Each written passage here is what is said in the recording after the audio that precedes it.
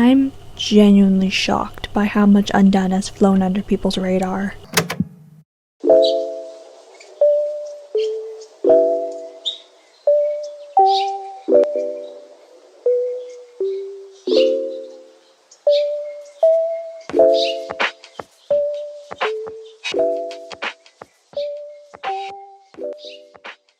If I told you there's an adult animated series on Amazon Prime you should watch, there's a 99% chance you'll think I'm talking about Invincible. Or maybe Legend of Vox Machina, I don't know. However, I'm not here to talk about them. Today I want to discuss one of my favorite shows that more people should be aware of. Undone is Amazon Prime's first adult animated series and is about a woman named Alma who nearly dies from a car crash. But her reality is forever changed when she gains the ability to manipulate space and time. Because of that, she joins her father into finding out the truth behind his death.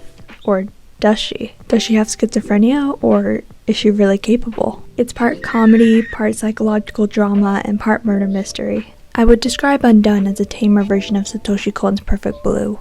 Not that being tame is a bad thing. What I mean is that even though Undone is nowhere close to being a thriller, the line between fantasy and reality also becomes blurred, but not as brain-frying, and the murders are less gruesome.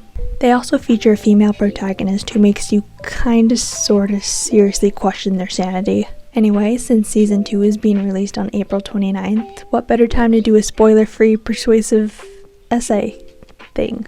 I've always wanted to try out video essays, and my plan for my first one was on this show in time for the release of its second season. Yeah, this video may flop because it's a different format, but damn it, it's my channel and I want to talk about stuff I love. So I'll try my best to convince you. This is Undone, why it's a hidden masterpiece and why you should experience it for yourself.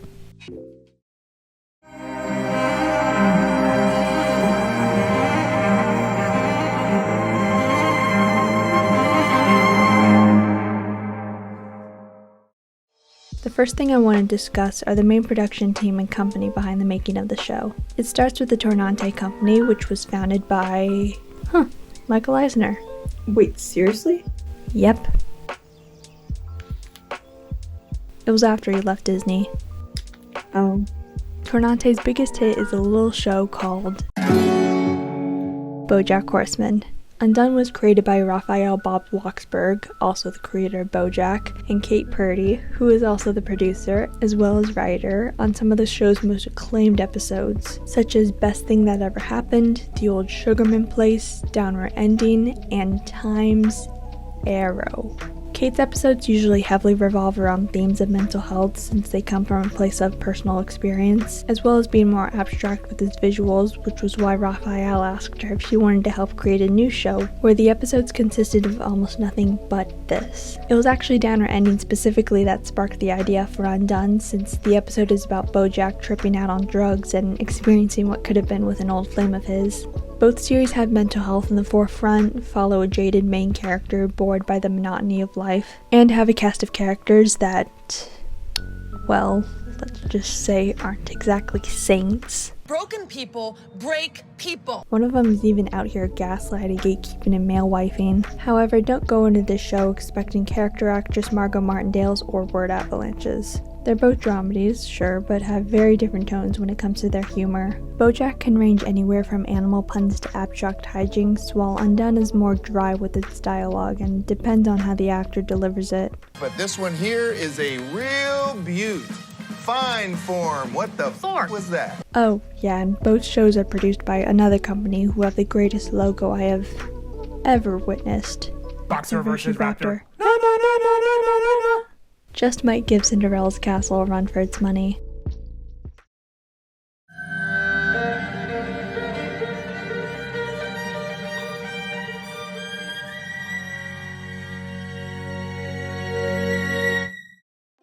So if you can't already tell, the animation of Undone is unique. Oh, who am I kidding? It's absolutely incredible. It's like something you would find in Time's Arrow or even The View from Halfway Down. It's a blend of live action and animation techniques called rotoscoping. It was created by Max Fleischer in 1914, who was the co-founder of Fleischer Studios, which created iconic cartoon characters like Betty Boop and Popeye. The process is done by filming the actors in live action on a soundstage, then tracing over each frame individually, 12 per second to be exact, until color and shading are added to make the final shot. It's so detailed that the animators were even counting and drawing individual eyelashes in order to be completely accurate. And episode 7 was considered the most complicated because of the intricate details on the costumes worn by the indigenous dancers. While it is kind of similar to motion capture where you film in live action and it eventually becomes animation, in mocap you're using the data and information of the actors' motions to make 3D character models come to life. It's like the reference footage Disney animators used to capture the realistic movement of Snow White and Aurora, but, you know, computerized. Rotoscoping is a much longer process than conventional animation techniques, since in the case of Undone, you're only filming about 3 minutes of footage a week, and it took nearly a year to film the first season. It's still the only season that's been rotoscoped for its entire runtime, and it started in 2019. This is why it's less common compared to traditional, computer, or even stop motion, but you can still see it from time to time. Animation legend Ralph Bakshi used it in his adaptation of Lord of the Rings. Lovey and Vincent became the first ever oil-painted animated film with the help of this process, and acclaimed director Richard Linklater has used it for 3 of his Wait a minute. Is that Jesse and Celine? What are you doing here? But speaking of oil paintings, Undone used these when it came to their backgrounds. That's right, that means each and every single frame is literally a painting. And if you look closely, you'll see the brushstrokes and everything. It's beautiful.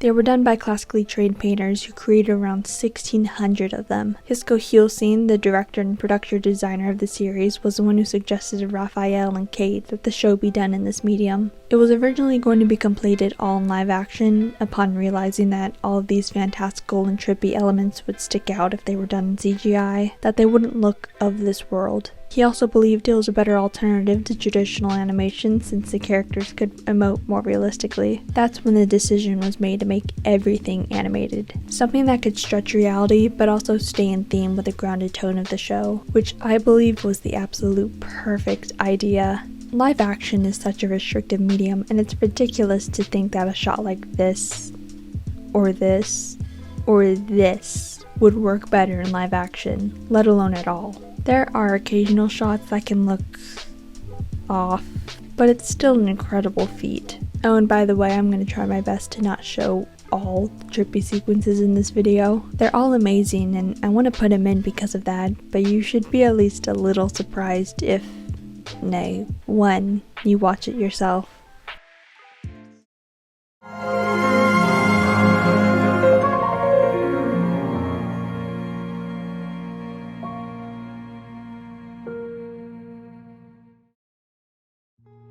The score for Undone was composed by Doherty, a relatively new composer from Ireland who I can't wait to see, or I guess hear, more from. The soundtrack itself is really short, sadly, clocking in at just shy of 25 minutes, about as long as one of the episodes, but man is it beautiful to listen to. It's what I would call, it's an oxymoron, but stay with me here, modern classical. The show's closed captions themselves say this, so I know I'm not the only one. As I stated in my Arcane video, it kind of reminds me of Undone, which is another adult animated series using, strings as the soundtrack, which I am eagerly waiting for season 2. But these two shows just do such a great job incorporating the violin into the score, as I said, and it just makes such a beautiful soundtrack. It's nice to see that Undone in general gets as much praise as Arcane, but not as much. You know what I mean? It really does stand out from most shows that rely more on percussion and brass instruments. Anyway, what I love about the soundtrack is that it does a wonderful job setting up the scene and giving us the right tone. As good scores should do. From the droning vocals representing Alma's boredom with living, the pianist and/or violinist absolutely going off for the more grandiose or dramatic scenes, to trippy, off-kilter instrumentals depicting, say, the quantum carrot. Amy's words, not mine.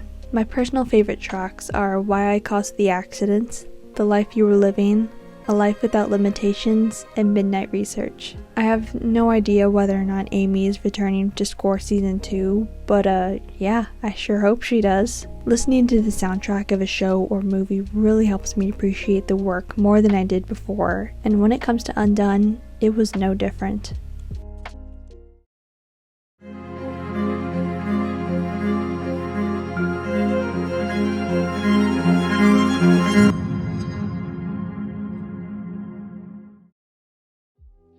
Despite the show being a mind-bending adventure through different realities, it's able to avoid being too convoluted. I mean, all this talk about unlocking the secrets of the universe, as Alma's father Jacob puts it, it's able to be conveyed in entertaining ways. Alma and Jacob are able to go back in time and commentate on what's happening with quippy dialogue to boot. There's quite a lot of exposition, I'll say that, but it's shown with unique visuals and at one point even a fun analogy with building blocks. One block can represent the pyramids, or Julia Roberts, or a grilled cheese sandwich, what have you. And Emmett here, We like to pretend that's a lesbian mom. sure, it's a lesbian mom, and from her perspective, they're everything, you know, pyramids, grilled cheese sandwiches. But for Alma and Jacob, since they're looking above, they can see they're just blocks. You know? Is this actually complicated to understand, or have I just become desensitized from rewatches? Who's to say?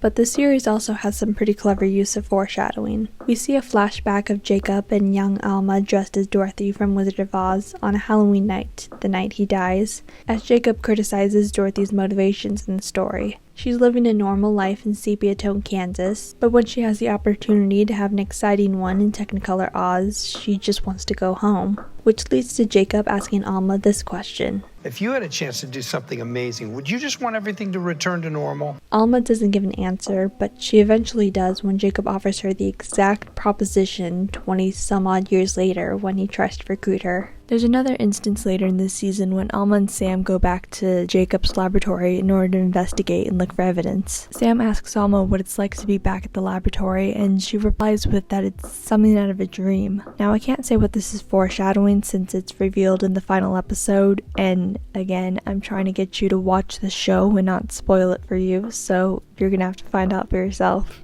Going back to my point at the beginning about how you start questioning Alma's sanity, the show does a great job making either option entirely possible. Our daddy. But I think he is here because I see him. When Becca smiles. Both arguments are pretty valid that it's hard for me to fully side with one of them, and I'm pretty excited for season 2 to tackle that. Your thoughts on what's real and what isn't is as fluid as the realities in this show, and I love that.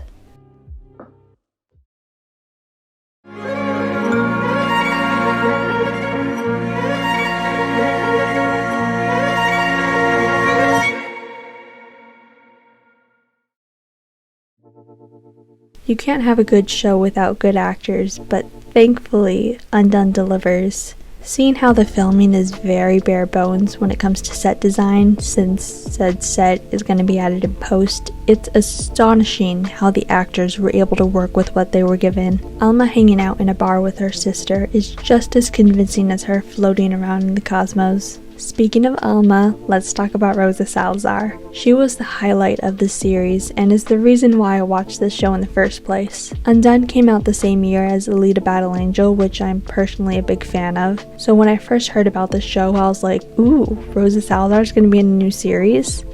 And it's animated? And it's rotoscoped? And it has super mind-blowing visuals? Fork? Yes. And damn, the Battle Angel herself does not disappoint. She's allowed to crack more jokes than Alita, it's partly comedy after all, and she can make any line sound so much funnier. We want to know if you want to come to the food tasting. Food tasting? What is it, like a weird way of asking me to lunch? Would you like to come to the nutrition in the mouth time? Hey, what do you got in your big bag of trash? Toys for all the good girls and boys?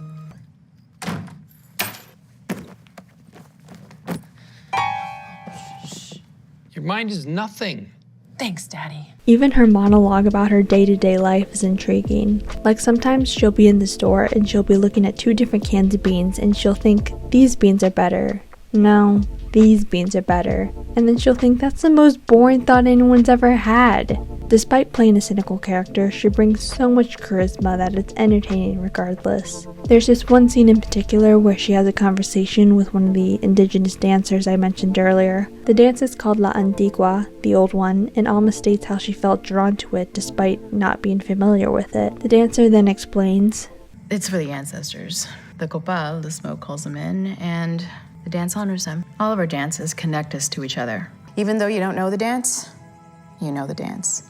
which inspires Alma to dance for days on end, improving her life and those around her. It's really beautiful. Rosa's charisma is especially prevalent during her scenes with her on-screen dad, Jacob, played by Bob Odenkirk, who's most famous for his role as Arthur Hobbs from How I Met Your Mother. That's the one, right? I haven't seen an episode of that other show, so I wouldn't know. Like I said, as Jacob commentates on moments from his life, Alma's there to spit some quippy dialogue. They have large ventricles. Oh, sexy. Ventricles are the central pockets of fluid in the brain. I know. What's sexier than big pockets of fluid? So, right? okay, I got to thinking maybe I'm your dad. I know these things. Of course. The only one in my family who believes in me is the dead one. But they also hit it home with their emotional scenes. You sound like me. Of course I do. You're my dad. But of course they're not the only characters in the show. There's Becca, Alma's loyal sister who gets engaged during the first episode, Camilla, their mother who tends to swoop down and save Alma like some obsessive mother bird. I am not an obsessive bird. Whatever. There's also Sam, Alma's loving and albeit morally gray boyfriend. And oh hey, Daveed Diggs is here. That's awesome. Yeah, it's a pretty minor role, unfortunately, but I mean, come on, it's Daveed Diggs. How could you not love every second he's on screen? I need to talk to teacher Alma for a minute, so why don't I put on a movie? Anything but Frozen. All right, come on. There looks to be a couple new characters in season 2, so let's hope they live up to the first season's cast.